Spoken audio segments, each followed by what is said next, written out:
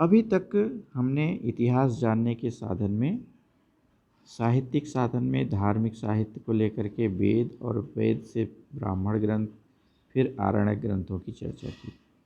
अब हम उपनिषद के बारे में आते हैं।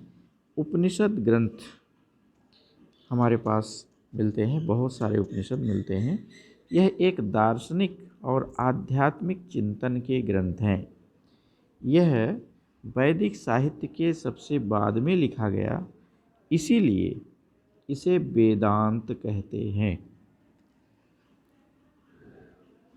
वेदांत अर्थात वेद का अंतिम भाग, वेद का अंत, वेदांत।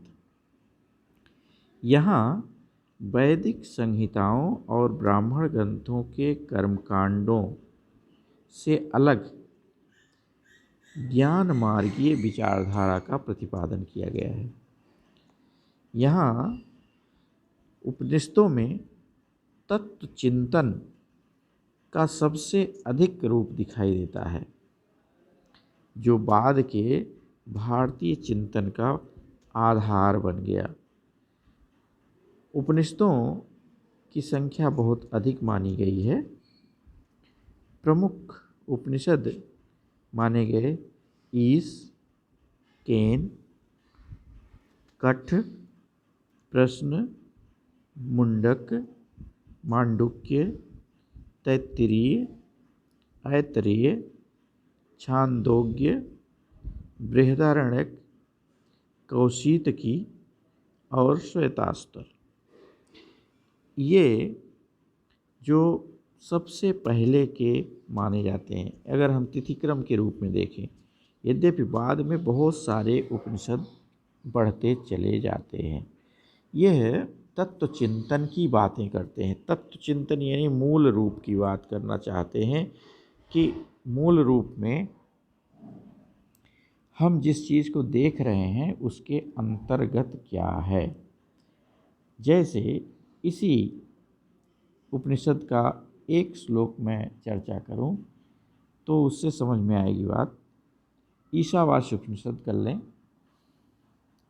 ओम पूर्णमदः पूर्णमिदं पूर्णात् पूर्णमुदच्यते पूर्णस्य पूर्णमादाय पूर्णमेवावशिष्यते।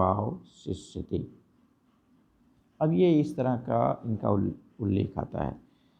इसका अर्थ है पूर्ण से पूर्ण की उत्पत्ति होती है, फिर भी पूर्ण घटता नहीं, अशेष रहता है। यानी ईश्वर के बारे में इस तरह की चिंतन होता है जिसे हम आधुनिक काल में कह सकते हैं शून्य की उत्पत्ति। यहाँ से हम देख सकते हैं कि शून्य के बारे में कहा गया हो, यानी पूर्ण से पूर्ण की उत्पत्ति होती है। अगर हम जीरो में से जीरो घटा दें तो भी हमारा उत्तर क्या आएगा? जीरो। तो पूर्ण जीरो था और जितना जीरो था उतना ही नीचे जीरो मैंने लिख दिया और उसके घटा दिया, और फिर घटाने के बाद भी हमारे पास क्या बचा? वही जीरो।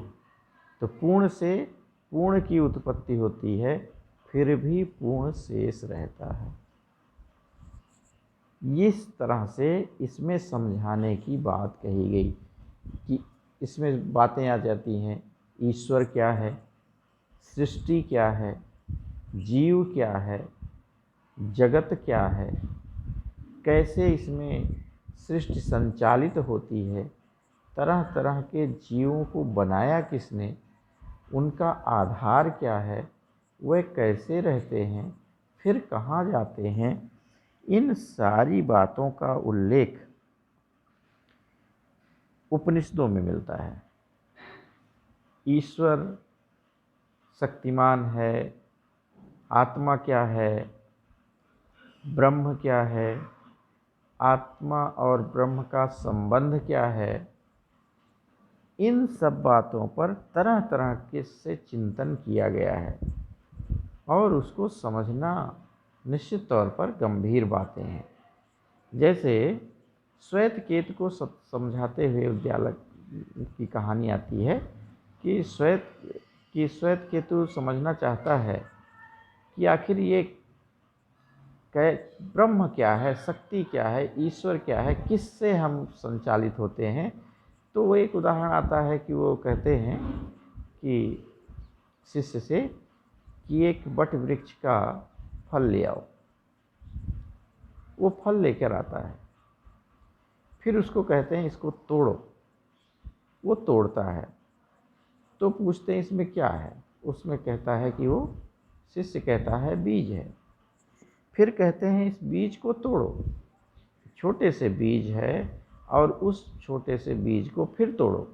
तो जब फिर तोड़ते हैं तो फिर पूछते हैं इसमें क्या है, तो वो कहते हैं इसमें तो कुछ भी नहीं है। तब वो समझाते हैं जैसे इसमें कुछ भी नहीं दिखाई दे रहा है, लेकिन इसी बीज से इतना बड़ा वट वृक्ष खड़ा हुआ है, ठीक उसी तरह से यह जगत, यह सृष्टि, यह संसार है, और वह तत्व, वह शक्ति, वह क्षमता उसी बीज रूप में ब्रह्म में निहित है, ईश्वर में निहित है। ईश्वर ही संचालक है, ईश्वर ही सब कुछ करने वाला है। इस तरह से गुरु और शिष्य के संवाद इसमें मिलते हैं। सामान्य तौर पर उपनिषद का वैसे अर्थ भी होता है उप और निषद शब्दों से बना है। उप का मतलब होता है निकट, और निषद का अर्थ होता है बैठना। जब गुरु और शिष्य पास पास बैठकर वार्तालाप करते थे और उन्हीं चीज़ों को जब लिखा गया तो वह उपनिषद कहलाया। तो उपनिषद का अर्थ भी ऐसी है। तो उपनिषद में बहुत सारी कहानियाँ मिलती हैं, छोटे बड़े बहुत सारे उपनिषद मिलते हैं। कुछ उपनिषद बहुत छोटे से आपको मिलेंगे, 2, 4, 10, 20 लाइन में लिखे हुए ही मिल जाएंगे, और कुछ मिलेंगे आपको 10-20 पन्ने में मिलेंगे। तो कई उपनिषद हैं, लेकिन इन उपनिषदों का मूल मंत्र यही है कि ब्रह्म को जानने का चेष्टा करना, उस परम शक्ति को जानने की चेष्टा करना जिससे पूरा विश्व संचालित हो रहा है और जिसमें विश्व समाहित हो जाता है। जहाँ से विश्व पैदा हुआ, जहाँ समाहित हुआ। अब यहाँ कहा गया कि यज्ञ को कहा गया है उपनिषदों में कि ये टूटी झिझड़ी नाव है। यज्ञ को टूटी झिझड़ी नाव है जिस पर बैठ करके जाने वाला व्यक्ति समुद्र में डूबना ही है, वो डूबता ही है। जैसे नाव में नीचे छेद होने के कारण, टूटे होने के कारण, झिझड़ी होने के कारण पानी भर जाएगा और धीरे धीरे वो डूब जाएगा। वैसे ही जब हम यज्ञ करते हैं, उसमें तरह तरह की हत्याएं करते हैं, बलि चढ़ाते हैं, और हम समाज के, प्रकृति के बहुत सारे तत्वों का नुकसान करते हैं, तो उससे ईश्वर प्रसन्न नहीं हो सकता। जैसे हम ईश्वर की बनाई हुई कृति को ही हम मिटाते हैं, तो ईश्वर कैसे प्रसन्न हो सकता है। तो ये इस तरह की बातें जो मिलती हैं, यह उपनिषदों की भाषा है, और उपनिषदों में ही इस तरह की बातें मिलती हैं। तो उपनिषद अगर यज्ञ का खंडन कर रहा है, इसका मतलब है यज्ञों के द्वारा जो समाज में दिक्कतें आई, उनके विरोध में उपनिषद खड़े हुए। उपनिषदों ने तरह तरह के कर्मकांडों से लोगों की मुक्ति दिलाई। उपनिषदों के कारण ही जो जटिल यज्ञ जन सामान्य नहीं कर सकता था, उसके लिए मुक्ति का उपाय बड़ा कठिन होता था, उसके लिए मुक्ति का मार्ग भी दिखाने वाले यह उपनिषद ही हैं। उन्होंने बताया कि चिंतन करने से, ज्ञान हो जाने से ब्रह्ममय व्यक्ति हो जाता है। शिवोहम शिवोहम, हम खुद शिवमय हो जाते हैं। उपनिषदों का दो ही व्यवहार बाद में दिखता है। वह हर वस्तु को या तो इति इति कहते हैं या नेति नेति पर उनका समाप्त होता है। यानी ईश्वर क्या है या ब्रह्म क्या है, उसके बारे में अगर शिष्य पूछता है तो हर वस्तु को वो बात करता जाता है कि यह है कि नहीं है।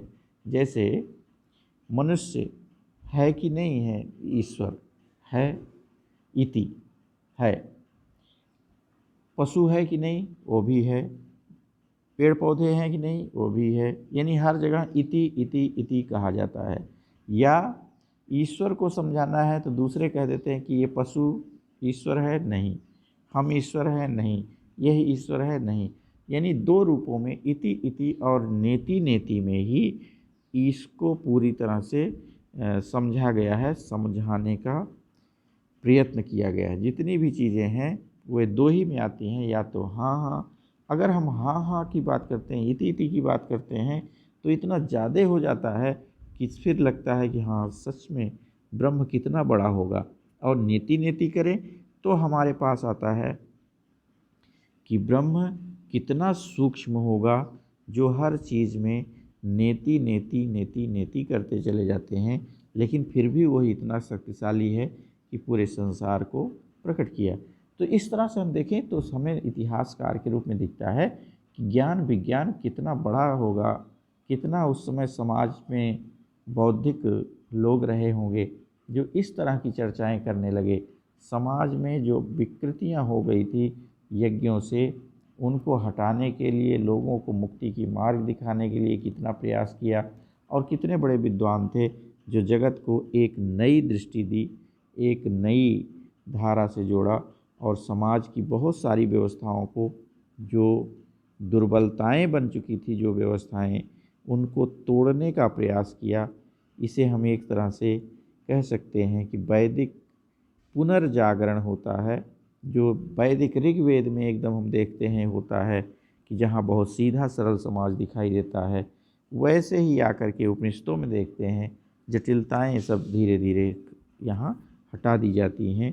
केवल ज्ञान के ऊपर, बुद्धि के ऊपर, आध्यात्म के ऊपर, चिंतन के ऊपर ही बल दिया जाता है।